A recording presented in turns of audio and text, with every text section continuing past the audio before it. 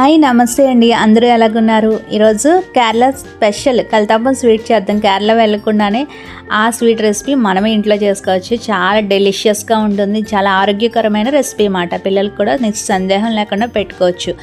First దీనికి ముందరగా కళ్యాణి వంటిలో ఛానల్కి స్వాగతం అండి. ప్రాసెస్ అయితే స్టార్ట్ చేద్దాం. బెల్లం గోధుమ పిండితో చేసే కేక్, దీన్ని మన తెలుగులో రైస్ కేక్ అంటారు, వాళ్ళైతే కల్తప్పం అంటారు. ఎలాగ పిలుచుకున్నా కానీ కేక్ లాగే ఉంటుందన్నమాట. దీనికి రేషన్ బియ్యాన్ని నేను 2 hours లేదా 3 hours శుభ్రంగా వాష్ చేసుకుని వాటర్ వేసుకుని నానబెట్టుకున్నా. 3 hours నానబెట్టుకోండి, టైం లేదంటే 2 hours నానబెట్టుకోండి. నానబెట్టుకుని దాన్ని వాటర్ ఫిల్టర్ చేసి ఇలా మిక్సీ జార్లో వేసుకోండి. ఇప్పుడు 2 యాలకులు కూడా వేస్తున్నాను. అదేవిధంగా కొంచెం జీలకర్ర కూడా వేసుకోవాలి. ఇలా వేసేసుకొని ఎక్కువ జీలకర్ర కొంచెం వేస్తే సరిపోతుంది. మళ్ళీ జీలకర్ర ఆ ఫ్లేవర్ ఎక్కువ వచ్చేస్తుంది అన్నమాట. తర్వాత 1 కప్పు మరమరాలు. ఈ ప్లేస్లో 4 చాయిస్లు ఉన్నాయి మీకు. మరమరాలు ఎలా 1 కప్పు వేసుకోవచ్చు, లేకపోతే 1 కప్పు అటుకులు. దాన్ని శుభ్రం ఒక 10 minutes నానబెట్టి అటుకులు పిండి వాటర్ ఫిల్టర్ చేసి వేసుకోవచ్చు. లేదంటే కొబ్బరి పాలు ఉంటాయి కదా, అది ఇంకా హెల్తీ, కొబ్బరి పాలు కూడా వేసుకొని చేసుకోవచ్చు. 4వది ఏంటంటే మనం ఇంట్లో వండుకుంటాం కదండి రైస్, ఉడకబెట్టిన రైస్ని కూడా కొంచెం ఒక బౌల్ వేసుకోవచ్చు అన్నమాట. ఇలా 4 మీకు ఏది అవైలబుల్గా ఉంటే అది వేసుకోండి. నేనైతే మరమరాలు ఉన్నాయని మరమరాలు ఇంకా వాష్ నానబెట్టిన అవసరం లేదు, మరమరాలు డైరెక్ట్గా వేసుకోవచ్చు అన్నమాట. ఈ 4 ఏది వేసినా చాలా బాగా వస్తుందండి. అలాగ మనం వేసుకొని మిక్సీ పట్టేసుకోండి. దోశ బ్యాటర్ లాగా కొంచెం చిక్కగా, దోశ పెట్టకుండా కొంచెం చిక్కగా. దీన్ని పక్కన పెట్టేసుకుందాం. ఇప్పుడు మనం పాకానికి మనము ఎంతైతే 1 గ్లాసు బియ్యంకి 1 గ్లాసు బెల్లం అన్నమాట. కొంచెం వాటర్ వేసుకోండి, ఎక్కువ వేయకండి. కొంచెం నేను చూపించిన గ్లాసు అందులో వేసుకోండి. గ్లాస్కి గ్లాస్ బెల్లానికి గ్లాస్ వాటర్ అలా కాదు, కొంచెం వాటర్ వేసుకోవాలి. ఎందుకంటే కొంచెం కరగడానికి హెల్ప్ అవ్వడానికి, బెల్లం ముక్కలుగా వేసాను కాబట్టి. కొంచెం 1 గ్లాస్ బెల్లం వేసి కొంచెం ఎక్కువ వేసుకున్నాను. మీరు స్వీట్ ఎక్కువ తినే వాళ్ళు అయితే 1.5 వరకు బెల్లం వేసుకొని దీన్ని కరగనివ్వాలి. పాకాలు ఏమీ రానవసరం లేదు, కొంచెం కరిగితే సరిపోతుంది అన్నమాట.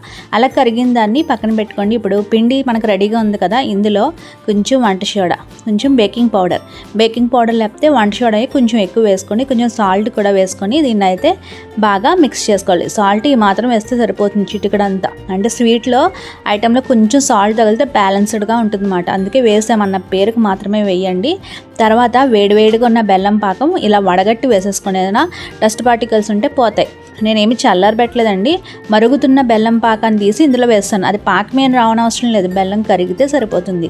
ఇప్పుడు ఈ పిండిలో వేసేసుకోవాలి. ఇప్పుడు బెల్లం వేసినంత ఇంకా పలచనైంది కాబట్టి మీరు ఫస్టే రుబ్బుకున్నప్పుడు దోశ పిండి కన్నా కొంచెం తిక్కుగా ఉండేటట్టు చూసుకోండి. అలాగని మరీ చిక్కగా ఉంటే అస్సలు బారాదు, అలాగని మరీ పలచన అవ్వకూడదు. కన్సిస్టెన్సీ నేను గరిటతో ఇలా కలిపినప్పుడు చూపిస్తున్నాను కదా, నేను లంప్స్ ఏమైనా ఉంటే కనుక మొత్తం మిక్స్ చేసుకోండి. ఇప్పుడు దీన్ని పక్కన పెట్టుకుందాం. నేను కుక్కర్ తీసుకున్నాను. కుక్కర్లో ఒక 2 టేబుల్ స్పూన్లు నెయ్యి వేసుకున్నాను. ఇది మొత్తం స్ప్రెడ్ చేస్తున్నాను, అంటే క్రీజ్ అవ్వడానికి. మనం కల్తప్పం వేయగానే అది రొట్టెలాగా మళ్ళీ కేక్లో మనకి సెపరేట్ అవ్వాలి కదా, అందుకు అంచులు వెంబడి వేసుకున్నాను. మీరు లేకపోతే ఏ గిన్నె అయినా తీసుకోవచ్చు, కుక్కర్లో ప్రెజర్ పోదు కాబట్టి తొందరగా. అందుకు నేను కుక్కర్లో చేస్తున్నా. మీరు ఏ బౌల్, వెడల్పాటి బౌల్ అయినా చేసుకోవచ్చు. ఇప్పుడు నెయ్యి హై ఫ్లేమ్ మీద మరిగించాలి. హై ఫ్లేమ్ మీద మనం పిండి రెడీ చేసుకోవాలి. ఒకసారి మనము ఇలాగ కలపడాలి. ఐరన్ రేక్ ఉంటుంది కదా, అట్ల రేక్ అది పెట్టుకోండి. కింద ఏమీ మాడిపోకుండా వస్తుందన్నమాట. మనకి ఫ్లేమ్ అనేది బ్యాలెన్స్డ్గా తగులుతుంది కుక్కర్కి.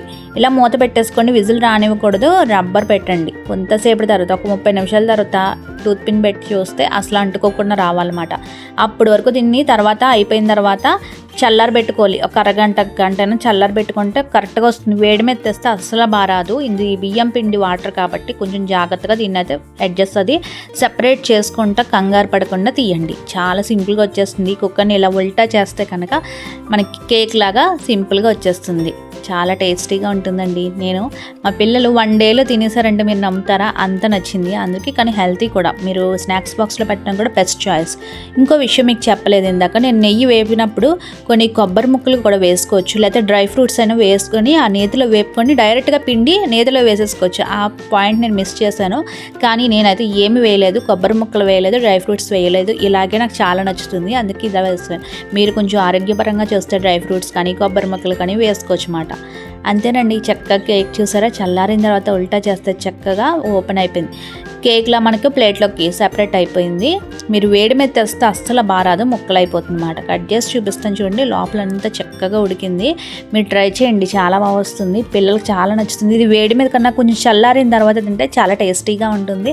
ఒకసారి ట్రై చేసి మీ పిల్లలకు పెట్టండి, ఖచ్చితంగా నచ్చుతుంది. కేక్ రెసిపీస్ చేయమంటారు, అందులో మైదా ఉంటుంది కాబట్టి అది అవాయిడ్ చేసి ఇలాగ గోధుమ పిండితో చేసి చూడండి, చాలా బాగుంటుంది. మరి కల్తప్పం స్వీట్ మీకు నచ్చితే కనుక ఒక లైక్ చేసి షేర్ చేయండి. సబ్స్క్రైబ్ చేయడం మాత్రం మర్చిపోవద్దే. మరి సబ్స్క్రైబ్ చేయండి. నెక్స్ట్ కొత్త వీడియోతో కొత్త రెసిపీ స్నాక్తో మీకు మళ్ళీ మీ ముందుకు వస్తాను. అప్పటి వరకు చూస్తూ ఉండండి. సబ్స్క్రైబ్ చేయండి, లైక్ చేయండి. మీ అభిప్రాయం ఏంటో మీరు చేసిన తర్వాత మీ కలతప్పం స్వీట్ మీకు ఎలా వచ్చిందో నాకు కామెంట్ బాక్స్లో చెప్పడం మాత్రం మర్చిపోవద్దు. నెక్స్ట్ ఇంకా కొత్త రెసిపీ, కొత్త స్నాక్ ఐటమ్స్ మన దగ్గర చాలానే ఉన్నాయి. అవన్నీ నెక్స్ట్ వీడియోస్లో వస్తాయి. మీరు అస్సలు మిస్ అవ్వద్దు. అయితే ఉంటాను. Please subscribe.